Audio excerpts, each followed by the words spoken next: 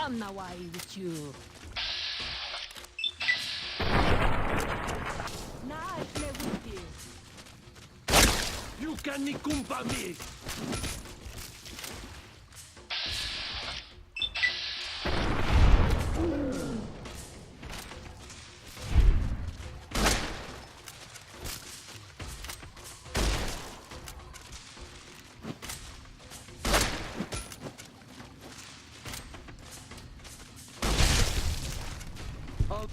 By Kakar!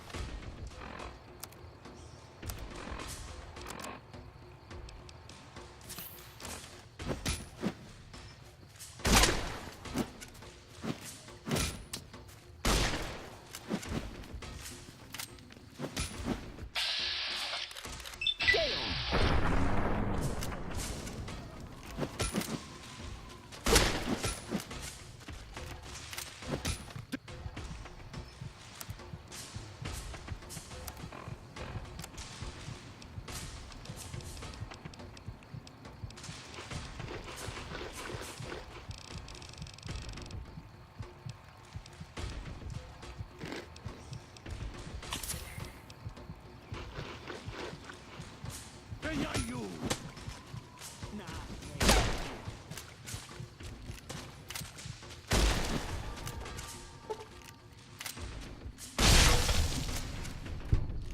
Devil!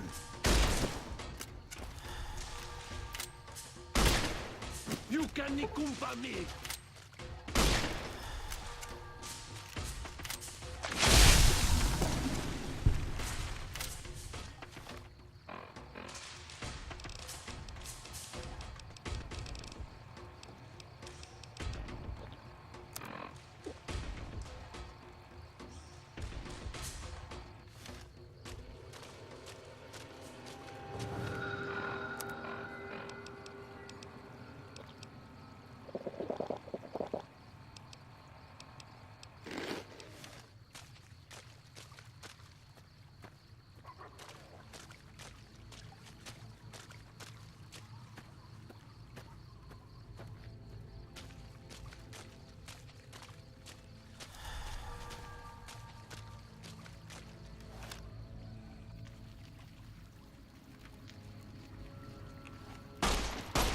We warned you at Syracuse, and you persisted. You took advantage of us at New Canaan to drive us out. And like the dogs of Caesar you are, you followed us to Zion. And now you stand on holy ground, a temple to God's glory on earth. The only use for an animal in our temple is sacrifice. Kale wachene conserva o. You understand me, don't you? Don't you? Outman. Kunaman mad. He killed all white legs. You talk. You stop.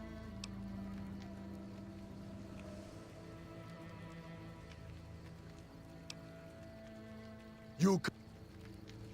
That's it.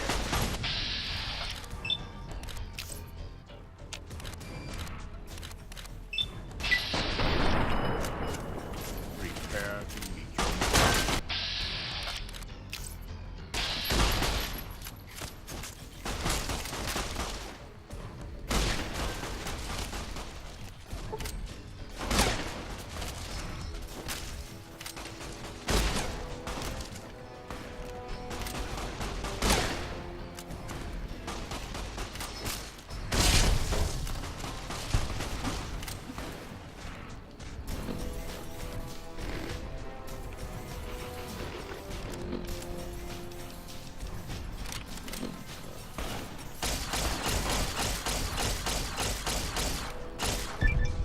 It's the same end he would have met if he had died on his knees.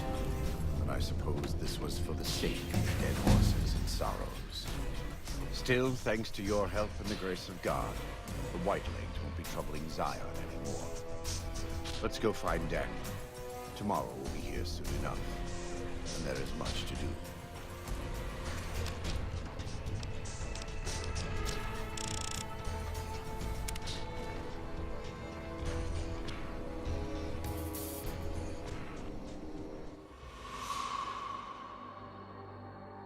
And so it was that the conflict between the New Canaanites and the Whitelegs was finally resolved. The courier's involvement had tipped the scale, shifting the fragile balance of power. Despite their defeat at Three Marys and the death of their war chief, the Whitelegs were determined to pursue the other New Canaanites. But when they finally tracked down their prey in Colorado, they discovered the tables had been turned. The Whitelegs who survived the New Canaanites' ambushes were hunted down by dead horses before they could reach the safety of the Great Salt Lake. When word of the Whitelegs' diminished numbers reached the 80s tribe, war was declared, and by year's end, the Whitelegs had been wiped out. The Sorrows fought beside Joshua Graham and the dead horses, eradicating the threat the Whitelegs posed to Zion. When the courier and Joshua Graham felled Salt upon Wounds, their victory was celebrated with a great feast. The Sorrows' transformation from a peaceful, timid tribe into a proud and warlike people broke Daniel's heart. He tried to take solace in the knowledge that they would remain in Zion, but it was a small comfort. The Sorrows' innocence was lost. Having helped eradicate the Whitelegs from Zion, the dead horses returned to Dead Horse Point in triumph. They remained neutral toward the Sorrows, but as years went on, there were periods of competitive friction, even violence between the tribes. The New Canaanites, Daniel especially, intervened regularly as mediators, but found it difficult to reconcile the tribe's conflicts. The defeat of the Whitelegs in Zion marked a turning point in the fortunes of the Happy Trails Caravan Company. Every 2 months, the caravan met with the New Canaanites in Zion Valley to trade. Happy Trails soon returned to prosperity. The vigilance of the Sorrows and dead horses in defending southwestern Utah, initially startling to Happy Trails caravans, soon proved a blessing. The tribes united against the 80s, driving them back from Highway 50, and thus opening yet another trading route for Happy Trails caravans. Follows Chalk took the courier's words to heart and decided the big cities of the Mojave Wasteland and NCR were best left unexplored. Though he sometimes dreamed of distant lands, he continued to support his family at Dead Horse Point, and eventually, his wanderlust faded. Waking Cloud was distraught when she learned of her husband's death, but took comfort from her tribe and the compassion of the New Canaanites. She forgave Daniel for having concealed her husband's fate from her, and learned to accept his fate. When her grief faded, she took a husband from the Dead Horse tribe. At her bidding, he stayed close to home. Though the courier had stopped Joshua Graham from executing Salt upon Wounds, the war chief still fell in battle. The Whitelegs defeated at Three Marys. Joshua led the Sorrows and dead horses in tending to their comrades and burning the corpses of their foes. He continued to advocate militant opposition to the enemies of New Canaan and showed little quarter to those he fought. And yet he was changed. He no longer reveled in the brutality and cruelty for which he had been known in his former life. His inner demons, if not extinguished, were at the least appeased. For years after the defeat of the Whitelegs, Daniel did his best to minister to the Sorrows' spiritual needs. Try as he might, he could not hold back the tribe's increasing militancy and reverence of Joshua Graham. Demoralized, he returned to his family and Dead Horse Point. His failures haunted him for the rest of his days. And with that, the courier walked out of the history of the tribes of Zion and back to the gathering storm of the Mojave Wasteland.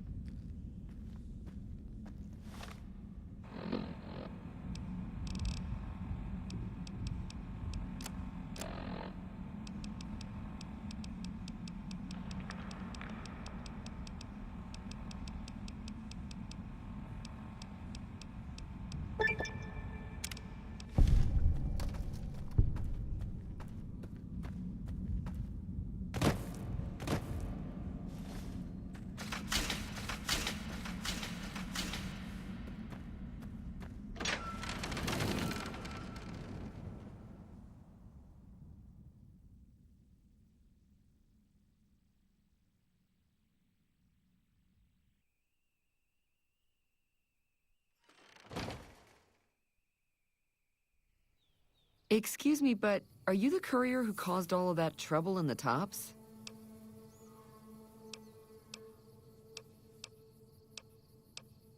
Oh, great. The followers of the apocalypse, well, some of us anyway, have been interested in Mr. House's technology, how he stays alive. Of course, no one else is allowed inside the Lucky 38, so no one knows what's going on. Well, except for you. Right.